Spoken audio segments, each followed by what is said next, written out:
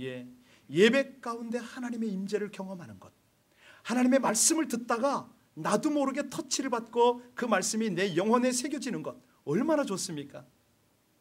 무엇보다도 찬양 속에, 기도 속에 성령의 기름 부으심을 경험하는 예배의 성공자가 되시기를 주님의 이름으로 간절히 축복합니다. 물론 이 자리에 오신 분 중에 성공을 위해서 열심히 공부하는 분도 있고 노력하고 또 인간관계를 잘 가지려고 애쓰는 분들이 있습니다. 필요합니다. 이것보다 더 중요한 것을 안다면 하나님께서, 하나님이 기뻐하시고 하나님이 좋아하시는 것, 이것이야말로 성공의 비결이고 승리의 비결이고 능력의 비결이기 때문에 사실 오늘 설교 제목이 온전한 예배 이건데요, 요한복음에 보면 예수님이 그런 말씀하시죠. 아버지께 참으로 예배하는 자들은 무엇으로 예배합니까? 신령과 진정으로 예배할 때가 오나니 그때가 언제라? 곧 이때라. 아버지께서는 이렇게 자기에게 예배하는 자들을 찾으시느니라. 여러분, 오늘 도전을 좀 드리겠습니다. 하나님이 원하시는 예배가 뭐라고 깨닫습니까? 아니, 우리의 예배는 하나님이 연락 받으시는 예배라고 확신하십니까? 이 성경에서 강조하는 예배, 오늘 이 히브리서 10장에 나와 있거든요. 물론 예배의 기원은 창세기에서도 출발합니다. 여러분 아시는 대로 창세기 4장에 보면 두 사람의 예배가 나오죠. 가인과 아벨의 예배. 누구의 예배를 연락하셨죠? 동생 아벨의 예배는 연락하셨는데 형 가인의 예배는 받지 않으셨습니다. 그 차이가 뭐라고요? 아벨은 양을 드려서, 또 가인은 곡식을 드려서, 다시 말하면 한쪽에는 피해 제사를 드렸기 때문에 한쪽 제사만 연락이 되었습니까? 대답이 우리가 내일 모레 묵상할 히브리서 11장 4절에 있지 않습니까? 파워포인트는 안 뜨니까요, 성경 가지고 계신 분들은 한 장만 넘겼다가 돌아오시기 바랍니다. 히브리서 11장 4절을 보시면 왜 가인의 예배만을 받으셨는가 답을 가르쳐 주십니다. 우리 함께 읽겠습니다. 11장 4절 시작.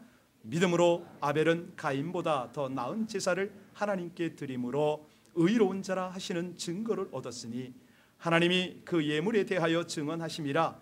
그가 죽었으나 그 믿음으로써 지금도 말하느니라. 여러분, 하나님께서 가인을 그 제사를 연락지 않고 아벨의 제사를 연락한 이유가 뭐라고 말씀하십니까? 와, 재물 때문이 아니었습니다. 바로 믿음 때문이다 이렇게 말씀하십니다. 이 가인과 아벨은 똑같은 예배를 드렸지만 아벨은 믿음으로 예배를 드린 반면에 가인은 그렇지 못했다는 것이죠. 자, 그래서 온전한 예배의 첫 번째 비결은 뭐냐면 믿음으로 드리라. 믿음으로 예배 드리는 것이 그렇게 중요하다 이 말씀입니다. 우리가 암송도 하지만 히브리서 11장 6절에 무엇이 하나님을 기쁘시게 합니까? 그렇습니다.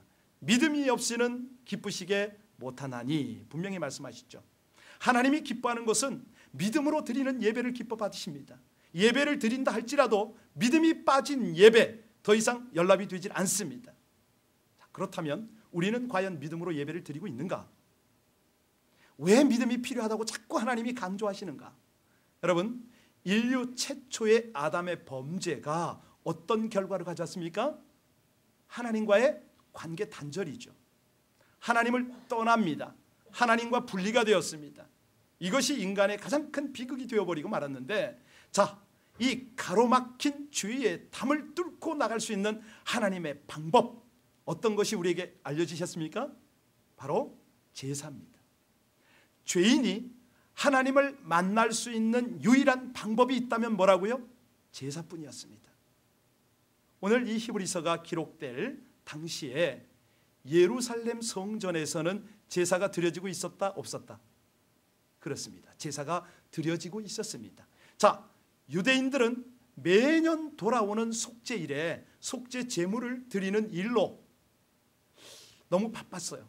그리고 그 제물을 드리면서 속으로 생각하기를, 아, 하나님을 흡족하게 해드리면 내 죄가 사함받고 하나님과의 관계가 회복되겠지, 이런 생각들을 했습니다.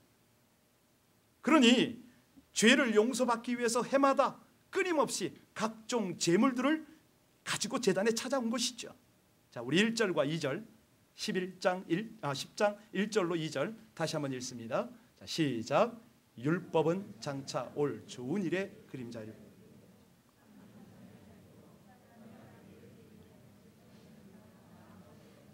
언제나 온전하게 할 수 없느니라. 그렇지 아니하면 섬기는 자들이 단번에 정결하게 되어 다시 죄를 깨닫는 일이 없으리니 어찌 제사 드리는 일을 그치지 아니하였으리요. 이해하셨습니까? 우리가 본문을 문맥상으로 이해할 수도 있겠는데 중요한 건 의미, 그 배경들을 조금 알 필요가 있습니다. 지금 이 내용은 반복되는 제사를 강조하고 있습니다. 자, 왜 이렇게 제사를 드리고 또 제사를 드리고 반복을 할까요? 지금 이 제사는 염소와 송아지의 피를 드리는 제사입니다. 왜 이렇게 반복적으로 자꾸 짐승을 잡았다고요? 불완전했기 때문에, 제사가 불완전했기 때문입니다. 한마디로 그 짐승의 피로는 죄를 완전하게 씻을 수가 없었던 것이죠. 여러분, 이것이 무슨 뜻입니까? 반복되는 예배를 습관적으로 드린다고 영광이 되느냐 이 말입니다. 우리가 교회를 오래 다닙니다. 집사님, 권사님, 장로님, 목사의 직분을 받고 봉사를 합니다. 그런데 그렇게 반복적으로 오랫동안 예배를 드린다 할지라도, 심지어는 너무 아름답고 호화롭고 찬연하게 지은 그런 예배당이라 할지라도 정말 TV나 뭐 온갖 매스컴에 그렇게 오르락 내리락 하는 유명한 목사님이 심우하는 큰 교회에서 예배를 드린다 할지라도 중요한 것이 뭐냐면 하나님이 받으시는 예배, 하나님의 영광이 나타나고 모든 예배를 통해서 그 예배의 참 본질이 드러나는 그런 예배가 중요하다. 지금 이 말씀을 강조하고 있습니다. 우리 하나님이 원하시는 제사, 예배는 어떤 제사라고요? 염소와 송아지의 피로 드리는 제사라고요? 아닙니다. 하나님이 원하는 것은 딱 한 가지죠. 관계 회복 좀 하자는 것입니다. 이 예배를 통해서 네가 통회하고 자복하는 마음의 제사를, 예배를 좀 드리면 너와의 막힘이 없지 않겠느냐. 우리 5절 한번 볼까요? 오늘 본문 5절을 보시면, 자, 어떤 제물이 하나님이 원하시는 제물입니까? 시작. 그러므로 주께서 세상에 임하실 때 이르시되 하나님이 제사와 예물을 원하지 아니하시고 오직 나를 위하여 한 몸을. 여러분, 이 말씀은 굉장히 의미가 있습니다. 우리가 1월 달부터 히브리서를 쭉 큐티를 하고 묵상을 하고 새벽 기도를 하고 있는데, 새벽 기도에 안 빠지신 분 혹은 묵상을 하신 분들은 이 말의 의미를, 함축된 의미를 한 번에 깨달을 수가 있는데요. 조금 설명하고 넘어가겠습니다.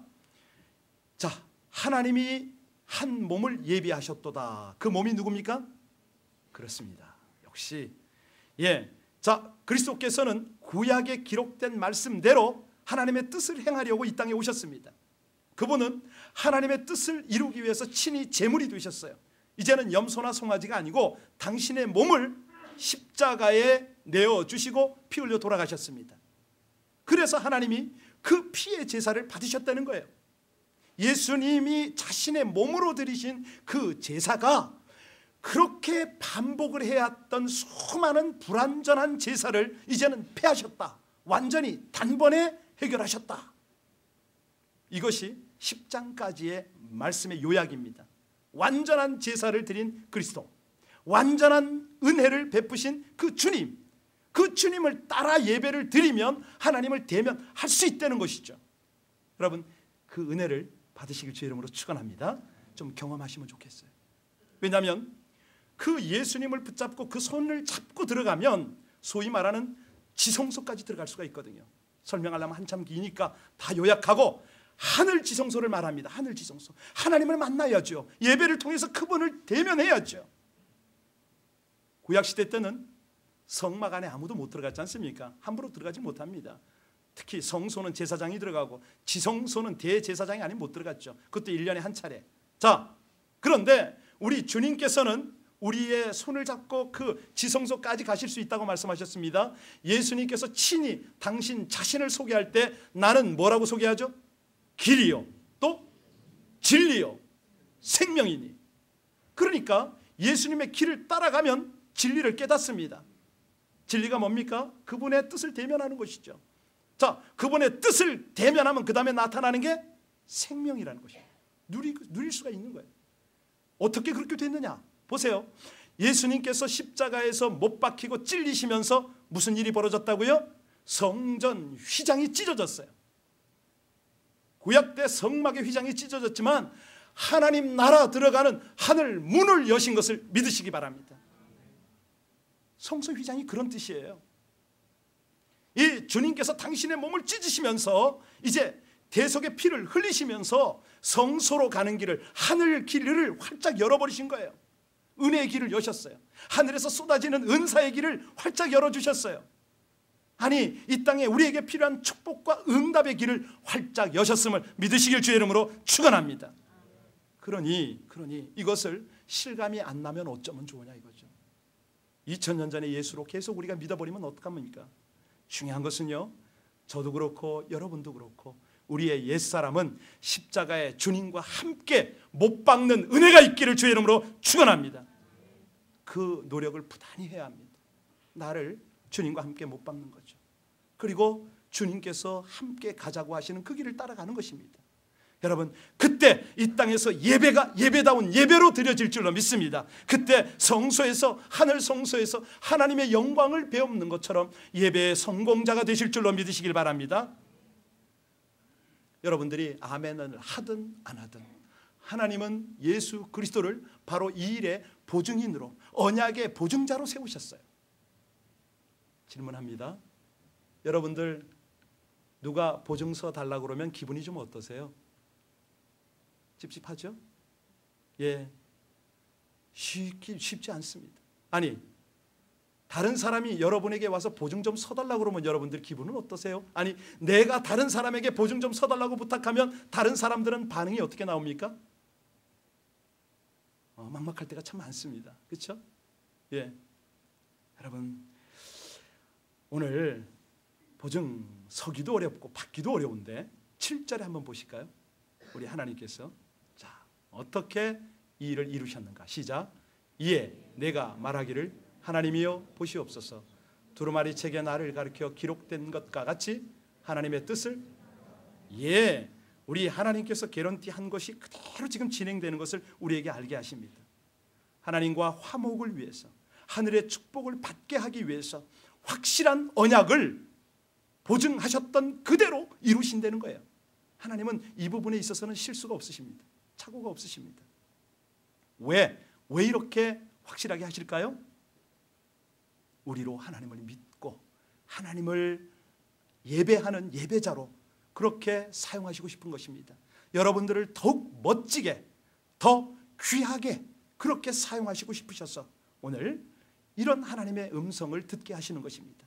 여러분, 그 하나님의 말씀을 진심으로 믿고 예배 드리는 순간순간 되시기를 주의 이름으로 축원합니다. 믿음이 없이는 기쁘시게 못하나니 하나님께 나아가는 자는 그가 계신 것과 그가 또한 자기를 찾는 자에게 상 주시는 이심을 믿어야 할지니라. 하나님을 기뻐하는 것, 하나님을 믿는 것이 그렇게 하나님께 영광이 된다는 것입니다. 여러분, 하나님이 천지 만물의 주제이심을 믿으십니까? 그 하나님이 여러분의 아버지인 것도 믿으십니까? 그러면 마음이 든든하십니까? 그때마다 진심으로 예배하고자 하는 예배의 마음이 여러분 속에서 나오시길 주의 이름으로 축원합니다. 하나님이 그걸 기뻐하신다는 거예요. 나를 아버지로 믿고 나를 만물의 주관자로 믿는 그 믿음을 하나님이 보고 싶으시다는 것입니다. 이것이 온전한 예배의 첫 번째 요소라고 그랬고요.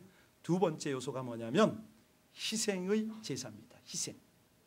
자, 우리 3절 4절 다시 한번 읽겠습니다. 3절 4절 시작. 그러나 이 제사드리는 해마다 죄를 기억하게 하는 것이 있나니 이는 황소와 염소의 피가 능히 죄를. 자, 지금 우리가 구약시대 예배를 제사라고 자꾸 말씀드리죠. 왜 그렇습니까? 희생입니다. 희생이 계속 드려지는 예배였기 때문에. 여러분, 저 본문을 그대로 이렇게 읽으면 이해가 잘 안 가요. 그런데 하나님께서 우리에게 깨닫도록 하시는 내용이 뭐냐면, 자, 황소, 염소 이 피가 죄를 사하지? 여러분, 그 짐승이 무슨 능력이 있습니까? 사실은요, 내가 짐승처럼 죽어야 하는데 나는 죽지 못하니까 저들을 대신 대속 제물로 삼았지 않습니까? 결국은 저기에 희생을 강조하고 계신 거예요. 자, 돈이 없고 가난한 사람 어찌합니까? 양 잡죠. 더 가난하면요, 비둘기 잡죠. 비둘기도 못 사면요, 그때는 곡식 가루가 되어서 맷돌 가루 안에서 팍팍 가루가 되고 부서집니다. 그 곡식은 누구를 상징해요? 우리 자신을 상징하죠. 그렇게 희생으로 드리는 것을, 그 의미를 깨달으라고 지금 하나님은 말씀하십니다. 그런데 저와 여러분은 과연 예배를 드리는 자세가 어떠합니까? 예배를 드리기 위해서 희생을 좀 하시는 건지요? 아니면 편한 것만을 추구하지는 않으시는지요? 오늘날 의외로 이스라엘 백성 같은 그런 예배자들이 더러 있습니다. 희생 없이 예배 드리려는 사람 참 많습니다. 아니, 교회 안에서 희생을 추구하기보다는 편리함을 추구하고 그저 요식행위를 하는 분들이 적지 않습니다. 이동원 목사님이 쓰신 책이 있어요. 주일 예배당에 오기까지의 3가지 상황이라는 책을 한번 제가 읽어봤는데, 첫째 상황 설명하겠습니다. 교회 오기 전에 집을 나서는데 40분밖에 안 남은 거예요. 아내와 아이들은 아직도 준비가 끝나지 않았습니다. 재촉해봅니다. 마이동풍입니다. 도대체 뭐들 하는 거야? 소리쳐봐도 소용이 없습니다. 20분 남겨놓고 출발하려고 나왔는데 이번에는 주머니를 뒤져보니 자동차 키가 없습니다. 다시 이것저것 막 뒤져서 열쇠를 찾은 다음에 출발시키려고 하는데 갑자기 아내가 한마디 합니다. 여보, 나 핸드폰 집에다 두고 왔어. 저도 소리가 나서 화가 나서 버럭 소리를 질렀습니다. 그냥 가자. 핸드폰 없다고 예배 못 드리냐? 둘째 상황을 설명합니다. 주일인데 왜 이렇게 차가 또 막힙니까? 이건 이쪽 저쪽 차선 막 바꿔가면서 열심히 달려가는데도 불구하고 고개 운전을 아무리 해도 꽉 막혀서 빠져나갈 수가 없습니다. 급기야 앞차 운전사를 향해서 한마디 했습니다. 저 자식은 왜 차도 없는데 왜 이렇게 못 가는 거야? 세 번째 상황입니다. 그렇게 간신히 예배당에 왔더니 예배 시간이 5분을 지났습니다. 부랴부랴 도착했는데 아니, 주차장 역시 꽉 찼습니다. 가까스로 주차 공간을 찾아봤는데 이 장애우가 갑자기 들어오는 바람에 이번에도 주차를 할 수가 없습니다.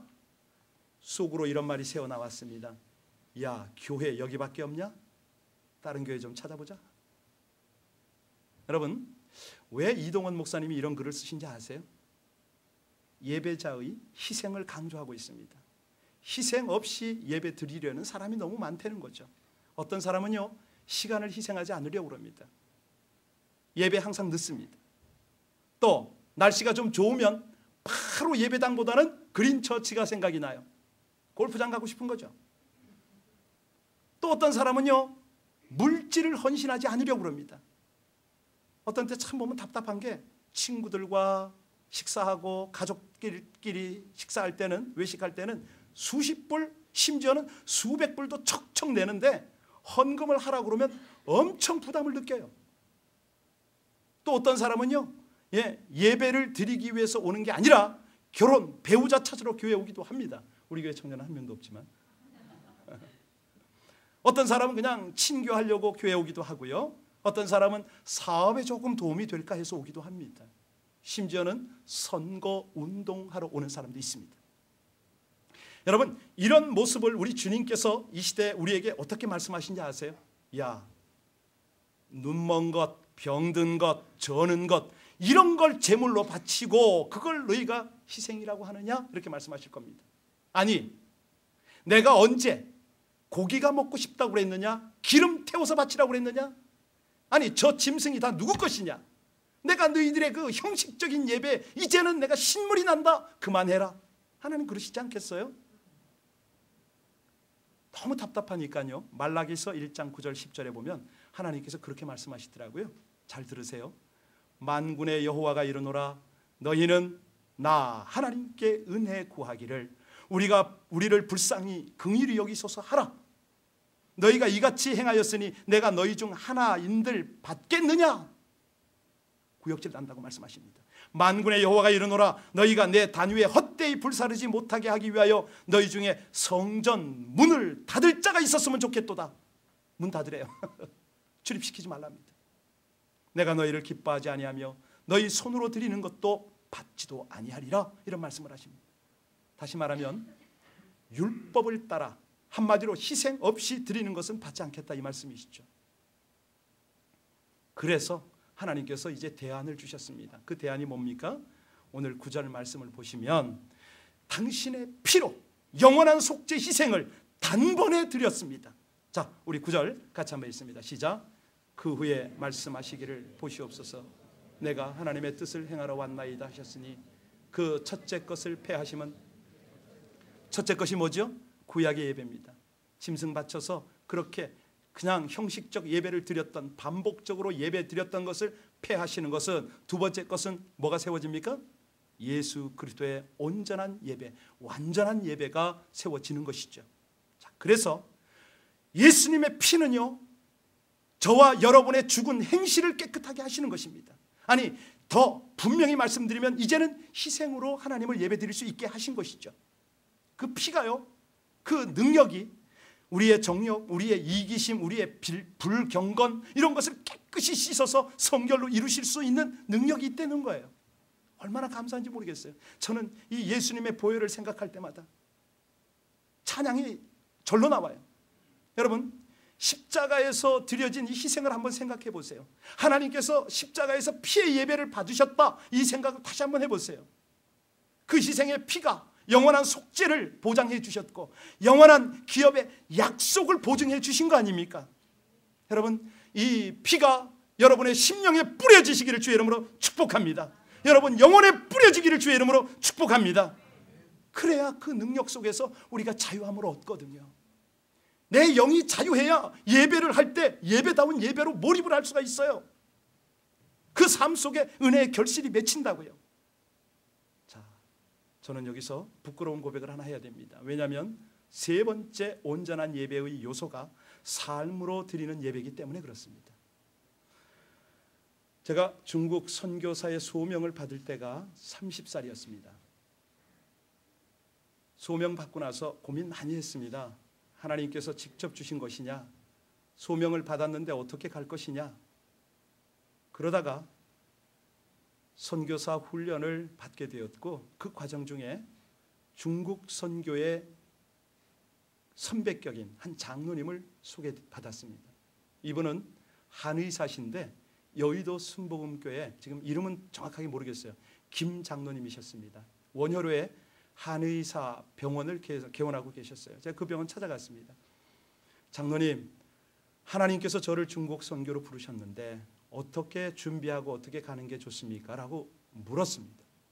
그랬더니 이 장로님은 제가 묻는 말에는 대답을 안 하시고 당신의 경험을 얘기하시더라고요. 당신께서 중국 동북 지역을 다니셨는데 한 몇 년을 다녔는데, 제가 이제 그 장로님을 만난 게 언제냐면 90년입니다. 1990년. 한국과 중국이 수교되기 전입니다. 그때 그 중국을 다니시다가 공안에 적발이 됐답니다. 너는 비즈니스가 아니고 우리나라가 하지 말라는 일을 왜 하느냐? 넌 간첩이지 하고 체포해서 감옥에 가두었는데 무려 엿새 동안 날마다 구타를 하고 날마다 고문을 하고 날마다 치조를 하는데 나중에는 너무 지쳤답니다.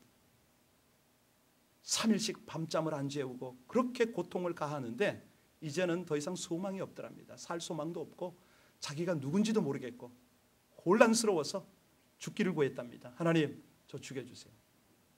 근데 그렇게 죽지 않아도 중국 공안들이 말하더래요. 너를 여기 데려온 것은 세상에 누구도 모른다. 여기서 죽어나가도 누구도 몰라. 계속 위협을 하니까 엿새째 밤에 하나님 앞에 그런 기도를 했답니다. 저 여기 있어도 좋고 하나님 앞에 가도 좋은데 하나님, 정말 제가 하나님 믿는 사람 맞습니까? 그 기도를 했다는 거죠. 근데 그 밤에 독방 안에 깜깜한 밤에 한쪽 벽면에 스크린이 펼쳐지는데 칼라로, 바로 그 스크린이 어떤 장면이었겠어요? 자신이 순교하는 장면이더랍니다. 더 기도 안 차더래요. 죽겠다고 지금 이제 살려달라고 기도를 했는데 이제는 자기가 목베임을 당해서 순교하는 장면이 나오더랍니다. 그 장소는 북한 남포였답니다. 북한 남포에서 선교하다가 순교하는 그 장면을 영상을 보면서 통곡밖에 안 나오더래요. 마지막 남은 힘이 기도할 힘도 없는데 통곡이 나오더랍니다. 막 울면서 기도를 하는데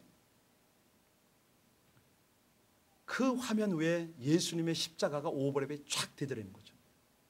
그때 강력한 깨달음이 오면서 간절한 기도가 됐답니다. 예, 주님, 주님이 그러셨는데 저도요. 그 기도를 딱 하고 났는데 7일째 되는 아침에 중국 공안이 이분의 피 묻은 모든 상처들을 닦아주고 약을 발라주면서 2번 다시는 이곳에 나타나지 마라. 그리고 이곳에 왔다는 이야기도 누구에게도 하지 마라. 그리고 석방을 시켰답니다. 제가 그 말씀을 듣는데 한 몇 시간을 들었어요. 앞뒤 배경으로. 운전을 하는데 운전이 안 되더라고요. 긴장이 되기 시작하더라고요. 여러분들은 지금 어떻게 들으시는지 모르겠는데요. 저는 그 말을 듣고 집에 돌아가는데 야, 이 중국 선교 내가 진짜 부름받은 거 맞아? 내가 저 상황이라면 어떻게 반응했을까? 이때부터 고민이 돼가지고요. 몸이 저리기 시작하는데 정말 부끄러운 고백을 할게요. 집에 가서 딱 다운이 돼버렸어요.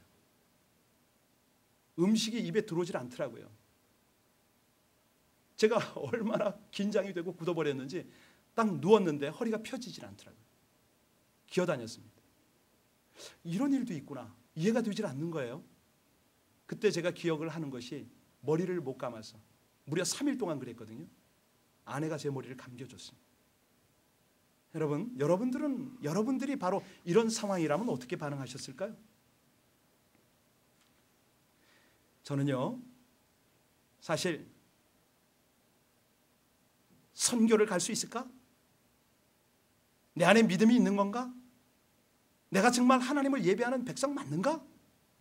이런 것조차 구분이 되지 않았던 그런 경험을 했던 것입니다.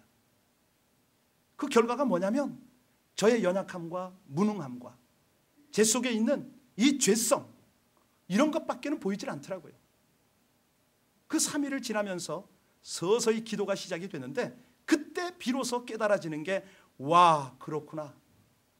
이래서 우리 주님이 필요하구나. 이래서 이 주님의 구원이 감사한 거구나. 아니, 내가 예배 드릴 수 있는 것조차도 하나님의 은혜구나. 나를 부르셨어요. 이것조차 은혜입니다. 저는 아무것도 못하겠습니다.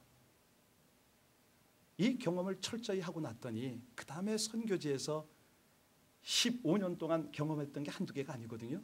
제가 요즘 글을 쓰고 있는데요. 돌아보니까 죽을 수밖에 없었던 위기가 수도 없이 많았어요. 영안실 준비도 했었잖아요. 그 모든 과정들을 하나님의 은혜 가운데 이렇게 거쳐왔습니다. 정확하게 말하면 하나님의 은혜 때문에 이 모든 과정들을 이길 수가 있었다는 것이죠. 저도 그렇습니다만은 우리 성도 여러분들도 헌신을 하면 얼마나 하시겠습니까? 우리의 무능함, 연약함을 주님께서 다 아십니다. 그래서 우리가 이 땅에 살아가는 동안 그분 의지해서 예배자의 삶을 살 수 있도록, 그래야 우리가 더 그분을 의리하고 그분의 더 큰 능력들을 우리가 고백할 수밖에 없지 않습니까? 여러분, 구약 때는 어디서 예배를 드렸습니까? 어디서 제사를 드렸습니까? 예루살렘 성전에서 예배를 드렸습니다. 그런데 신약에 와서는 어디서 예배를 드립니까? 여기도 아니고 저기도 아니죠. 예루살렘도 아닙니다. 예배의 장소가 문제가 아니고 삶이 문제라는 거죠. 왜? 우리가 철저히 압니다. 하나님은 장소에 국한받지 않으시죠. 우리 하나님이 가장 보시는 그 예배, 가장 받고 싶은 예배가 어떤 예배입니까? 여러분 마음의 중심의 예배 아니겠어요? 우리가 형식적인 예배를 드리는 것이 문제가 아닙니다. 더 중요한 것은요, 중심을 다해서 예배 드리는 것이거든요. 오늘날 많은 사람들의 신앙이 왜 시들해지는지 아십니까? 교회를 다니긴 하는데 왜 힘이 없죠? 왜 능력이 없죠? 정말 맛을 잃은 소금처럼 길거리에 밟히지 않을 뿐이지 왜 우리가 그렇게 천대를 받죠? 한마디로요, 우리가 예배의 감격을 잃어버렸기 때문입니다. 아무리 성도가 많고 아무리 재정이 넉넉한 교회고 그런다고 능력 나오는 거 아니거든요. 여러분, 교회의 본질은 하나님을 영화롭게 하는 것이고 하나님을 영화롭게 하는 방법은 예배인 줄로 믿습니다. 우리가 예배에 생명을 걸면 성령께서 역사하십니다. 예배에 생명을 걸면 은혜를 받게 돼 있습니다. 예배에 목숨을 걸면 능력이 나타날 줄로 믿습니다. 하나님은요, 내 백성을 왜 지으셨다고요? 찬송 받으려고 지으셨지 않습니까? 우리가 하나님 앞에 영광의 예배를 드리면 하나님은 임재하시고 그 능력은 열방으로 퍼져요. 다시 말씀드립니다. 예배는 선교로 연결이 됩니다. 선교의 꽃은 예배인 거예요. 제자를, 복음을 다 전해서 공동체를 만들면 그곳에서 하나님이 임재하시고 영광을 받으시는 예배를 드리는 거고, 이 예배가 폭발적으로 늘어나면 바로 선교지가 나타나는 거고 선교지로 가서 또 예배를 드리는 것입니다. 그러니 우리 하나님은요, 온전한 예배를 통해서 당신의 영광을 드러낼 수밖에 없죠. 여러분, 정말 그러지 않습니까? 다른 어떤 사람보다도 내가 좀 예배자가 됐으면 좋겠어요. 그렇죠? 우리 셀이 모일 때마다 좀 그 안에서 인원은 적지만은 하나님의 임재를 느끼고 그 하나님의 임재와 다루심 때문에 내 영혼이 반응을 하고 정말 기름 부음이 강하면 전율을 느끼면서 그렇게 어떤 영적인 생명을 좀 누리면 안 될까요? 좀 그랬으면 좋겠어요. 저 신앙 명가들한테 신신당부랍니다. 가정 예배 하십시오. 가정에서 하나님의 임재를 좀 누리십시오. 우리 아이들이 지식적인 하나님이 아니라 경험되어지는 하나님을 만나야 됩니다. 여러분, 좀 그런 열망을 좀 가지십시오. 머리로만 하나님을 알려고 하지 마십시오. 삶으로, 예배를 통해서 하나님을 좀 만나주시기 바랍니다.